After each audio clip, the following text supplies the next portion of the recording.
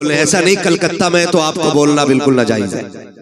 अगर पंजतन के हवाले से बात की जाए तो रातें नहीं जिंदगानियां कम पड़ जाएंगी, लेकिन इन 5 तनों की हकीकत और अजमत बयान नहीं हो सकती है।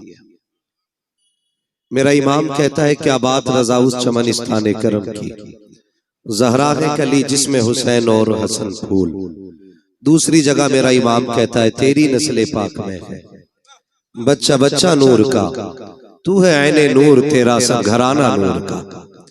मैं पूरी जिम्मेदारी के साथ एक बात कह दूं, लोग चिढ़ जाते हैं आला हजरत के नाम पे। एहसान आला हजरत का हमें सैयदों का एहतराम सिखाया भी आला हजरत ही ने। ये अलग बात है कि जब तक रोटियां मैसर नहीं हो रही थी तो लोग आला हजरत करते रहे। जब टुकड़े सीधे हो गए तो कहते हैं आला हजरत की जरूरत नहीं, तो फिर हम ये कहते हैं तेरा खाए तेरे गुलामों से उलझे है मुनकरा जब खाने गुर्राने वाले। तो आला हजरत इमाम इश्क मोहब्बत ने हमें पंजतन का एहतराम सिखाया। अगर आप पहले नाम की बात करें तो वो कहते हैं सरवर कहूं के मालिक मौला कहूं तुझे, बागे खलील का गुले ज़ेबा कहूं तुझे, तेरे तो वस्फ़ बेतनाही से है बरी, हैरान हूं मेरे शाह में क्या क्या कहूं तुझे। और जब उन्हीं की अजमत अल्लामा हसन रजा बयान करते हैं तो बड़ी बात कह जाते हैं, कहते हैं फकत इतना सबब है इन्हें कादे बज़्म महशर का कि उनकी शान महबूबी दिखाई जाने वाली है। हम तो ये मानते हैं कि क़यामत भी उन्हीं के लिए कायम की जाएगी, इसलिए कि जो नहीं मानते थे क़यामत में उन्हें दिखाया जाएगा कि रब ने महबूब को कितनी अजमतें अता फरमाई है। इसलिए क़यामत सजाई जाएगी ताकि जो मुनकिर है उन्हें आज एहसास हो जाए मुस्तफा की शान क्या है। मानेंगे वहां फिर मेरा इमाम कहता आज ले उनकी पना, आज ले उनकी पना, आज मदद मांग उनसे, कल न मानेंगे कयामत में अगर मान गए। मैं समझता हूं यहाँ पे सारे हुजूर के गुलाम बैठे, बुरा ना मानिए मैं थोड़ा कड़वा हूं मिजाज का, मुझे हजम कर लिया बर्दाश्त कर लिया। आजाद भाई और इनके कमेटी के लोगों ने, हर किसी को हजम भी नहीं होता क्योंकि बात जो कड़वी लगती है मैं मुंह पे कह ही देता हूं। यहां एक बंदा बता दो जो हुजूर का गुलाम ना हो। सारे हुजूर के गुलाम है ना, बोले अगर बोल सकते तो बोले, ऐसा नहीं कलकत्ता में तो आपको बोलना बिल्कुल नाजायज है। सारे हुजूर के गुलाम है ना, सारे गुलाम है ना, बूढ़े जवान बच्चे सारे गुलाम है ना। तो फिर मैं हाथ जोड़ के कहता हूं किसी बच्चे को हकीर समझ के धक्का न देना, इसलिए कि बच्चे ने भी उसी नबी का कलमा पढ़ा है जिसका कलमा तूने और मैंने पढ़ा है। मैं नहीं जानता ये बच्चे किस नजरिए से आए और इनके दिल में क्या है, लेकिन एक बात कहूंगा यार, जवानों में मक्कारी हो सकती है, बच्चों में मक्कारी नहीं हुआ करती है। जवानों में दिखावा हो सकता है, बच्चों में दिखावा नहीं हो सकता है। याद रखिएगा इबादत सिर्फ 5 वक्त नमाज नहीं है, इबादत सिर्फ 30-29 रोजे नहीं है, पूरी इबादत सिर्फ ज़कात में मुनहसिर नहीं है, पूरी इबादत हज फर्ज में मुनहसिर नहीं है।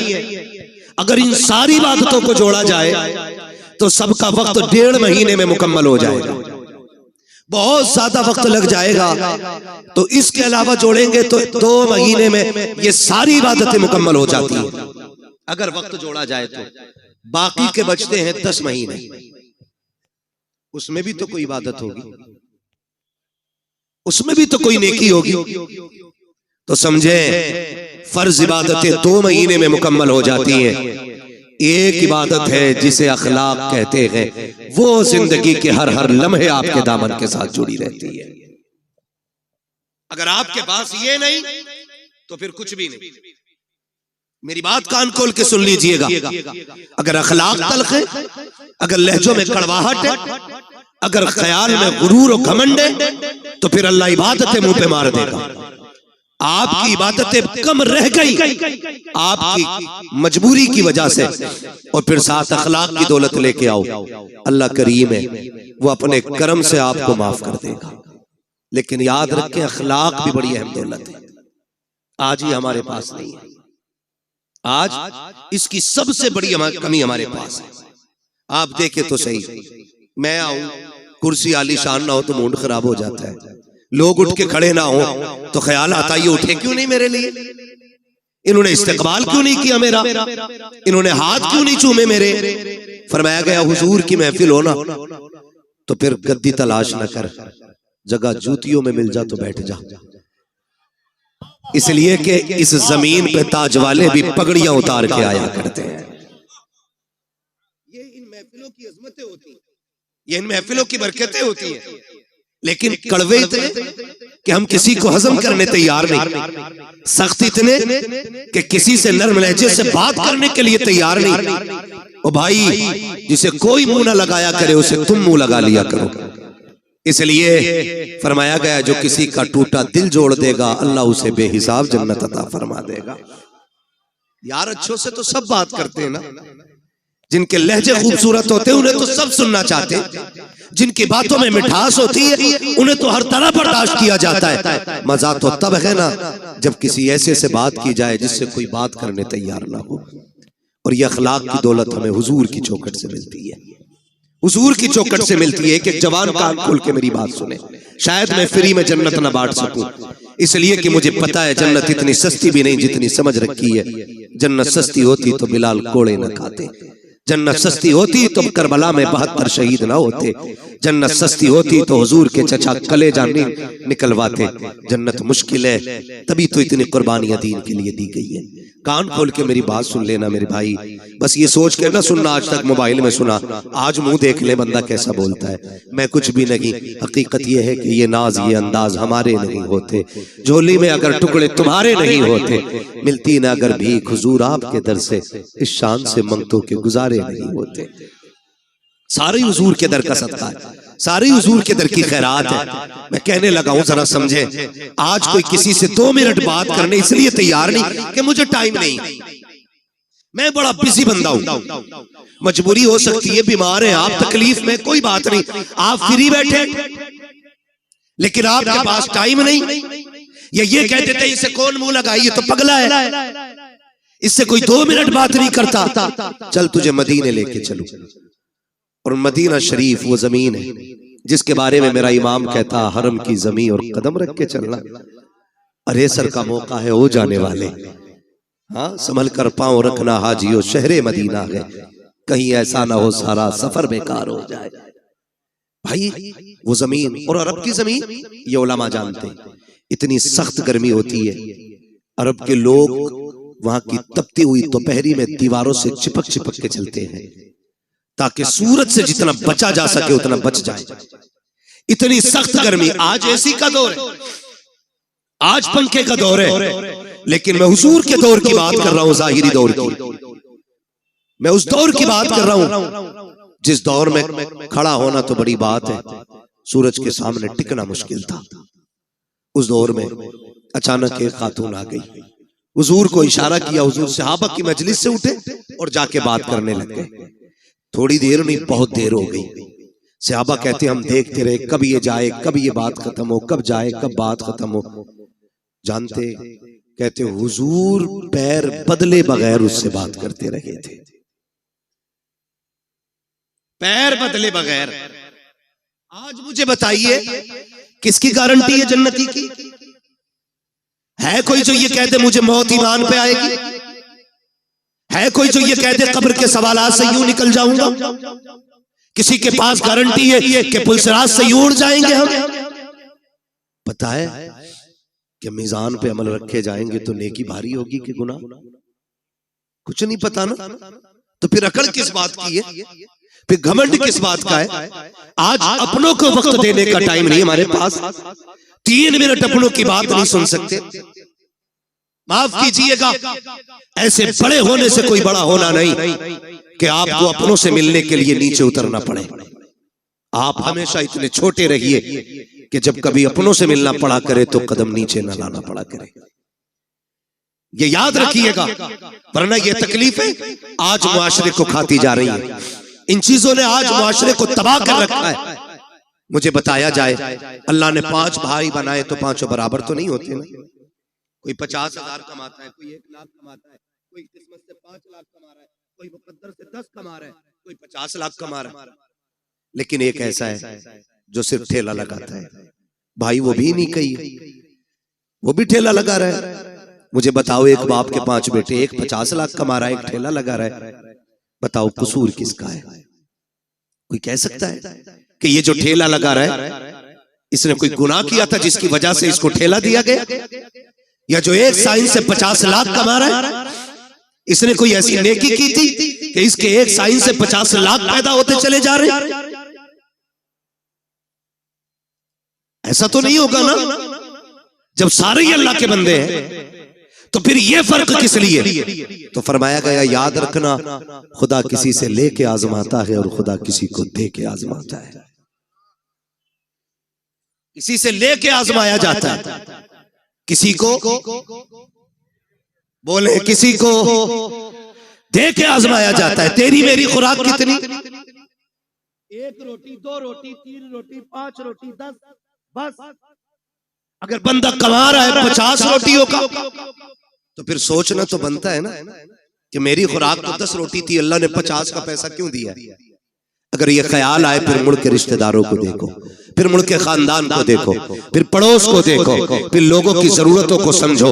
अगर तेरे दरवाजे पे कोई जरूरतमंद रहता है, कभी एक वक्त का खाना उसे भी खिला दिया करो। अगर तुम्हारे पड़ोस में कोई गरीब रहता है, कभी उसके भी काम आ जाया करो। अगर तुम्हारे पड़ोस में ऐसे लोग रहते हैं कि जिनके पास दवा के लिए पैसे ना हो, तो अपने बच्चों के बर्गर पिज्जे छोड़ करके कभी किसी गरीब को दवा भी दिलवा दिया करो। लेकिन हो क्या गया है, हम अपनी कमाई की कसरत को अपना हुनर समझते हैं, फन समझ करके उसको तिजोरी में इकट्ठा करते हैं। और तुम्हें खुदा का वास्ता, अल्लाह कादिर मुतलक है, जैसा वो देना जानता है वैसा लेना जानता है। अगर देने पे आता है चप्पर फाड़ के देता है, अगर लेने पे आता है चमड़ियां उधेड़ के ले लेता।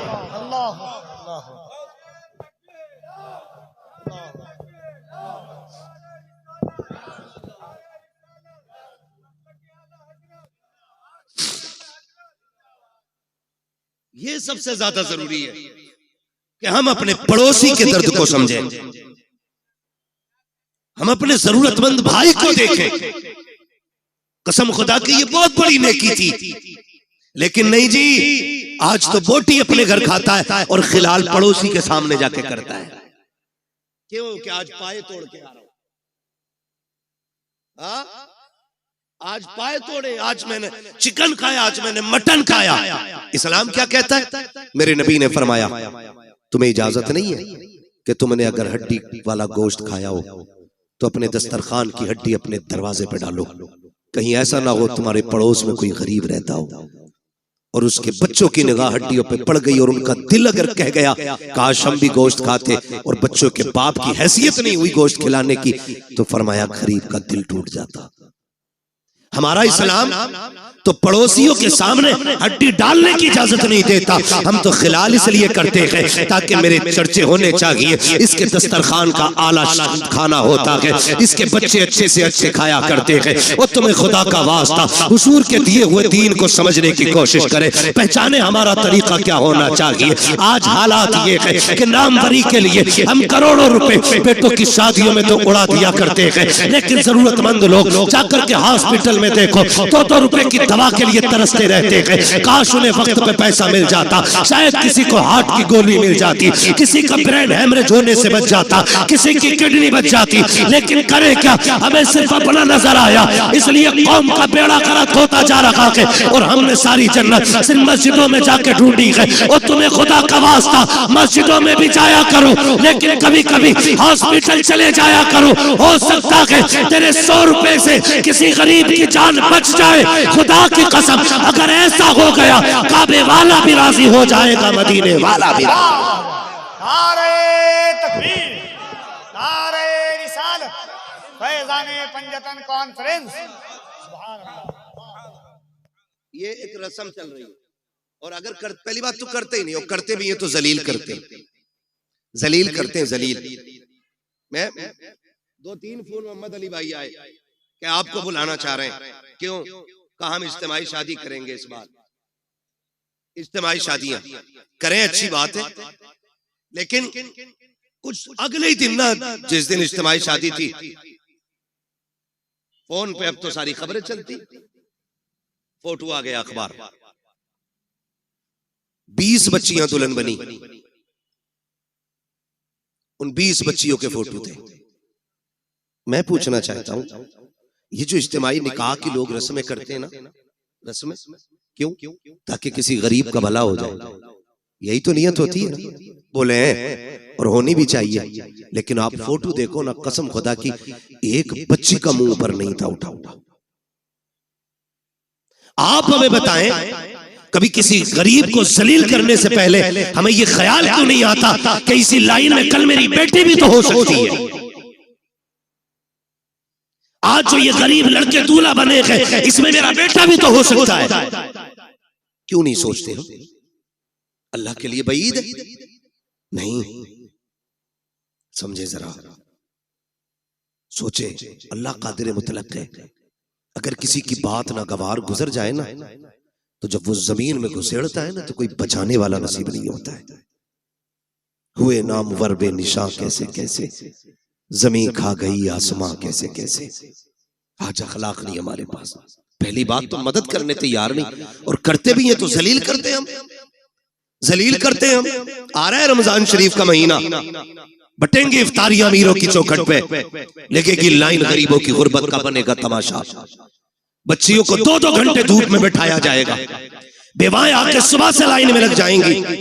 सेठ साहब सहरी खा के जब सोएंगे ना, तो 12 बजे से पहले उठेंगे नहीं वो।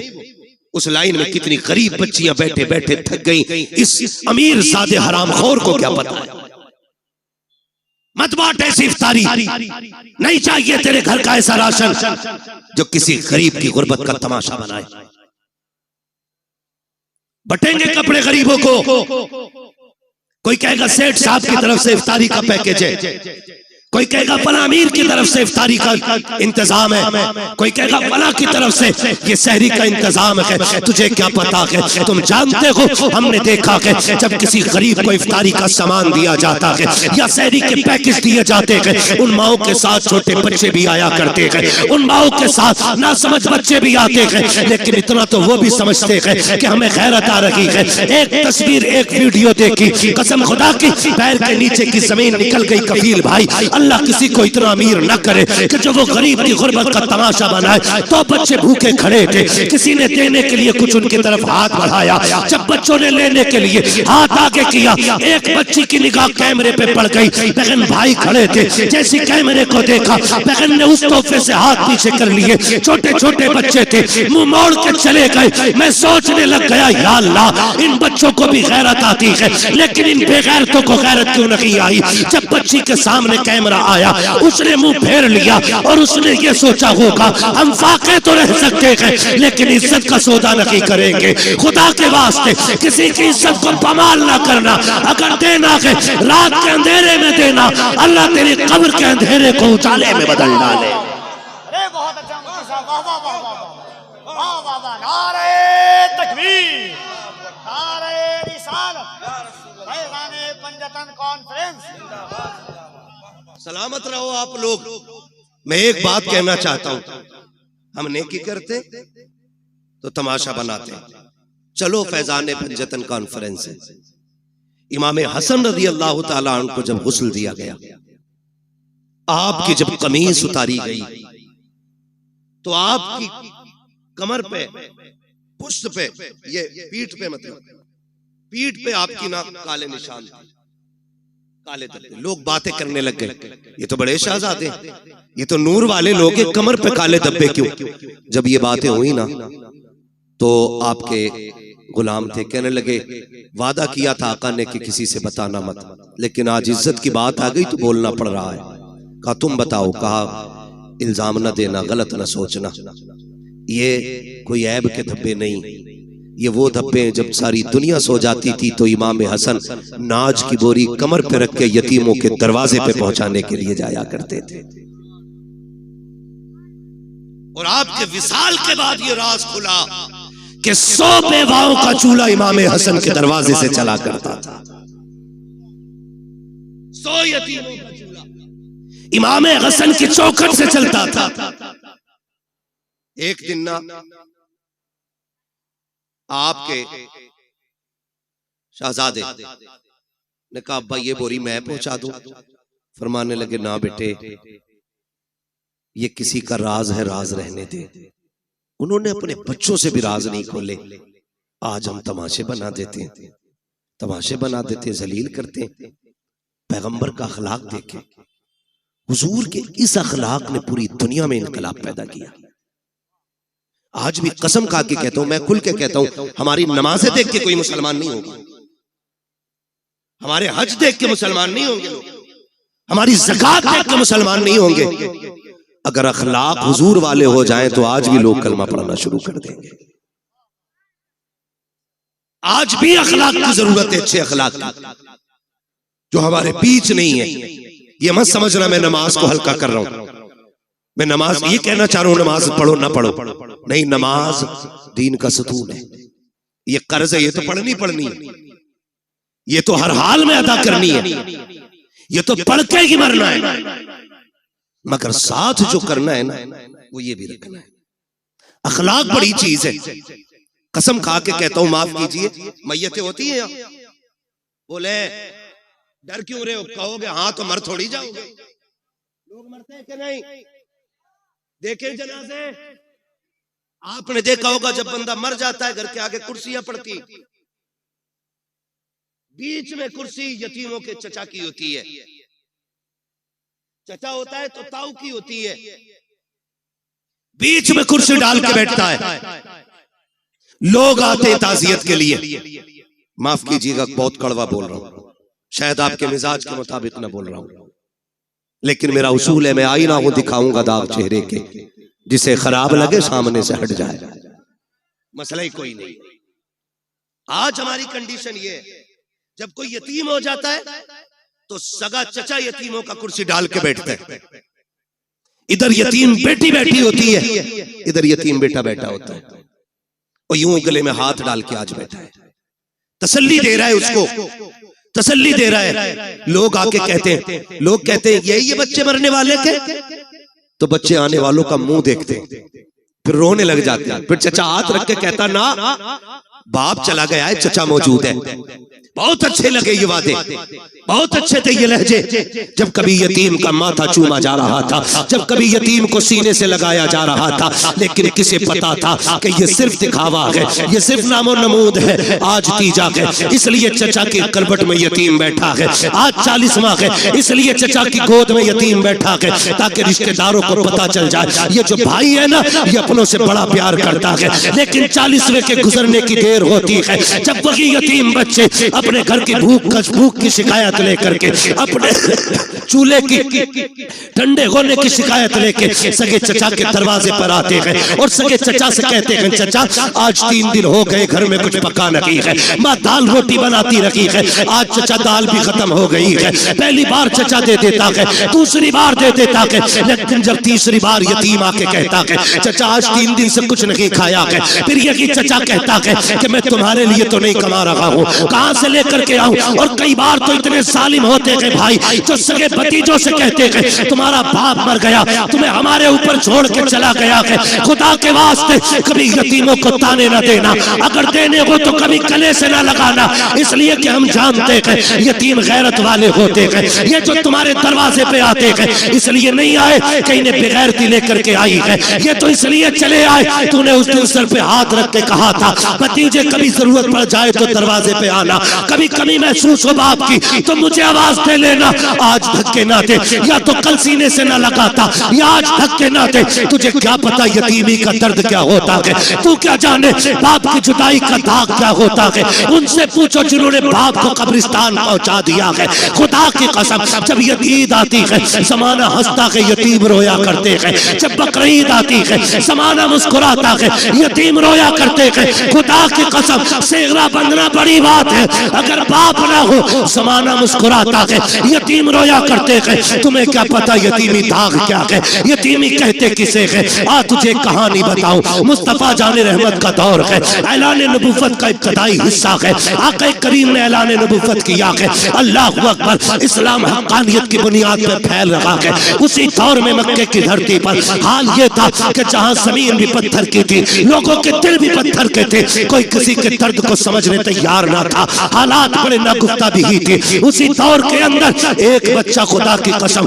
अपनी माँ के पास जाके कहता है, अम्मी अब मैं समझदार हो गया हूँ, तू बेवा है मैं यतीम हूँ, देख तेरे बदन पे जो लिबास है ना ये इतना फट गया है अम्मी कि मुझे देखते हुए हया आती है, इस पे पैबंद लगा ले। माँ ने कहा था, बेटे जब से तेरा बाप गया है मुश्किल से खाना मिलता है, दोपहर खा लिया तो शाम नहीं, शाम खा लिया तो दोपहर नहीं, बेटे पैबंद का कपड़ा कहाँ से लाऊं। जब बच्चे ने इतना सुना कहता, अम्मी इजाजत दे तो मैं चचा के दरवाजे पे न चला जाऊं। उसने कहा, बेटे ये मक्का है, यहाँ किसी को किसी के दर्द से मतलब नहीं है, ना जा, वहां से रोने के सिवा कुछ नहीं मिलेगा, दर्द मिलेगा और कुछ नहीं मिलेगा। बच्चा ने कहा, माँ हो तो सकता है कि कभी मुझे देख के उसके सीने में भाई की मोहब्बत जाग जाए, ये भी तो हो सकता है मेरे चेहरे को देखे तो मेरे बाप की याद आ जाए। अम्मी इजाजत दे। माँ ने ना चाहते हुए भी बच्चे के इसरार पे बच्चे के सर पे हाथ रखा, बेटे अगर तू कोशिश करना चाहता है तो जा जाके कर ले। जब बच्चा चचा के दरवाजे पे आया,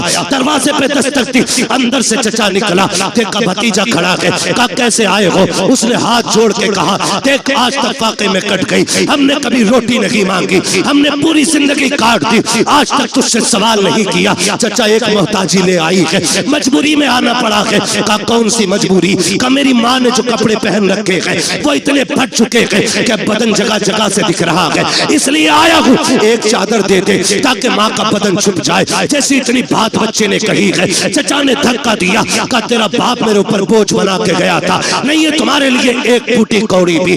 बच्चे ने बदन झाड़ते हुए कहा, सच कहा था मेरी माँ ने, यहाँ कोई किसी का दर्द सुनने वाला नहीं है। जब बच्चा रोता हुआ चला, रास्ते में हुजूर के सहाबी से मुलाकात हो गई, हाथ पकड़ा, कहने लगे बच्चे बात क्या है। उसने कहा मैं दर्द का मारा हूँ, मेरा दर्द मेरे सीने में रहने दे। कहा नहीं बता तो सही, शायद मैं तेरे काम आ सकूं। जब बच्चे ने इतनी बात सुनी है, कहता क्या करोगे, लोग रो के सुनते हैं, हंस के उड़ा देते हैं। उसने कहा बता तो सही बात क्या है, रोया क्यों है, हो सकता है तेरे मर्ज का इलाज मेरे पास हो। बच्चे ने सारी बात बताई। कहा माँ के बदन के कपड़े फट गए, सगे चचा से चादर लेने गया था, उसने धक्का दे के भगा दिया। जब इतना सहाबी रसूल ने सुना के मुस्कुराने लग जाते हैं। उसने कहा यार मैंने पहले कहा था, लोग दुख सुन के हंसा करते हैं, वाकई तूने वैसा किया है। सहाबी ने कहा था नादान, मैं तेरे दुख सुन के नहीं मुस्कुरा रहा हूँ। कहा फिर, कहा मुझे तेरे दुखों का इलाज मिल गया है इसलिए मुस्कुरा रहा हूँ। कहा कहना क्या चाहते हो। कहा तुझे जो चाहिए, एक चौखट ऐसी है जहाँ से कभी किसी को खाली नहीं लौटाया जाता है, अगर जाना है उस चौखट पे चला जा। बच्चे ने कहा चौखट किसकी है। कहा उसे मोहम्मद रसूलुल्लाह कहा जाता है। कहा किस महल में रहता है। कहा महल तो नहीं, चला जा खुदा के हरम में बैठा होगा, जाके उससे मांग लेना।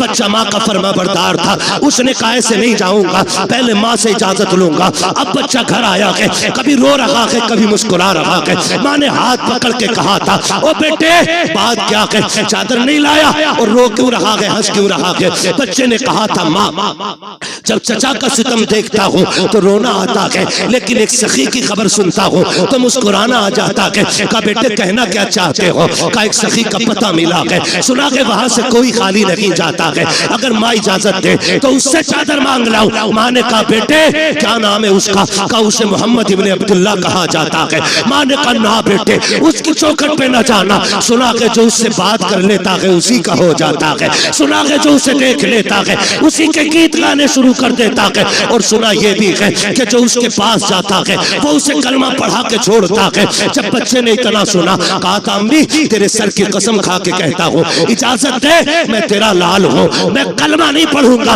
अगर चादर ऐसे ही देंगे तो ले आऊंगा, लेकिन चादर के बदले में कलमा नहीं पढ़ूंगा। माँ ने कहा ठीक है फिर चला जा, लेकिन कलमा नहीं पढ़ना है। बच्चा आया दौड़ करके, मुस्तफा हरम में बैठे हैं, उसने आके कहा था या मोहम्मद इब्ने अब्दुल्लाह। जैसी बच्चे ने इतनी आवाज दी है, नबी के तेवर नहीं बदले गए, नबी के चेहरे पे शिकन नहीं आई थी, ये नहीं सोचा था इस बच्चे ने नाम कैसे लिया। नबुव्वत वाली आंखें फिरी, मुस्कुरा के बच्चे को देखा। आका कहते क्या बात है बेटा। उसने कहा जरा इधर तो आइए, अल्लाह अकबर, बच्चा बुला रहा है। नबियों का इमाम अपनी जगह से उठा और यतीम के करीब चला के आके करीब गए हैं। उसने कहा ठहर जाइए, पहले मेरी कुछ शर्तें हैं वो मान लीजिए। आका कहते हैं बात क्या है बेटे। कहा कि मुझे मजबूरी लेके आई है, मेरी माँ के बदन के कपड़े फट गए हैं, एक चादर की जरूरत ले आई है। उसने कहा था सुना कि जब तुम किसी की मदद करते हो हो तो पहले कलमा पढ़ाते हो। सुनो मैं माँ की कसम खा के आया हूँ, मुझे तुम्हारा कलमा नहीं पढ़ना है। इतना बच्चे ने कहा, मेरा नबी मुस्कुराया, कहते बेटे वो तेरी मर्जी है, तुझे जो चाहे फैसला करना, जरूरत तो बता दे। उसने कहा मुझे एक चादर चाहिए ताकि मेरी माँ का बदन छुप जाए। इतना सुना, आके करीम ने मुजम्मिल वाली चादर कंधे से उतारी, यतीम की गोद में रख दी। फरमाया बेटे कुछ और चाहिए? कहा बस मेरा काम हो गया है। जैसे बच्चे ने चादर को लिया है, सीने से लगाया है, जैसी चादर सीने से लगी है, इश्क मुस्तफा का सीने में उतरना शुरू हो जाता है। अब बच्चा कभी घर को सोचता है, कभी उनके चेहरे को देखता है, कभी घर की तरफ सोचता है, कभी चेहरे को सोचता है। अल्लाह अकबर। बच्चे ने चेहरा फेंका, फेरा घर की तरफ दौड़ लगा दी। जैसी दरवाजे पे गया, माँ इंतजार में खड़ी थी। उसने कहा बेटे ले आया चादर? कहा हाँ। कहा बेटे पहले बता, तूने कलमा तो नहीं पढ़ा उनका? बच्चा कहता है माँ तेरे सर की कसम, कौन कहता है कि वो जबरदस्ती कलमा पढ़ाते हैं? मैंने जाके उनसे ये कहा था मुझे तुम्हारा कलमा नहीं पढ़ना है। उन्होंने कहा वो तेरी मर्जी है, जरूरत बता। तो अगर मैंने चादर का नाम लिया, उन्होंने अपने कंधे की उतार के दे दी। जब इतना सुना के माँ चादर को पकड़ के रोकने लग गई। उसने कहा पगले सिर्फ चादर लेके आया है, उस नबी का दीन क्यों नहीं लेके आया? वाह वाह वाह वाह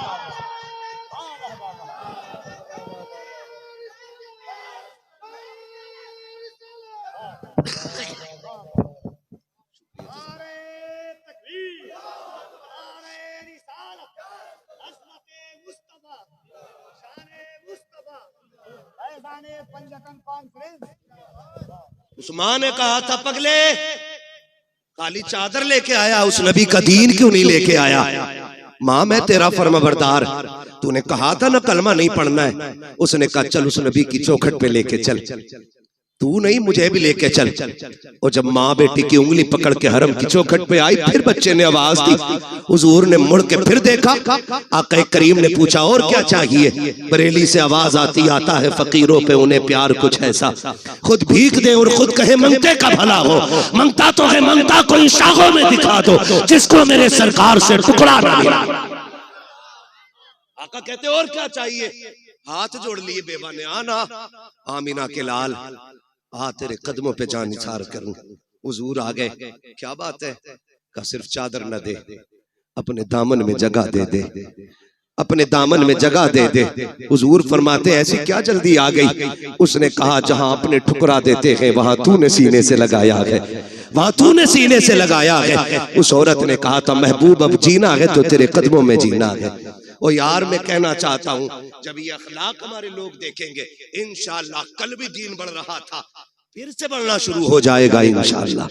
मगर शर्त है अखलाक हुजूर वाले होने चाहिए। क्यों यतीम के सर पे हाथ रखा और फिर क्यों उसे धक्का दे दिया?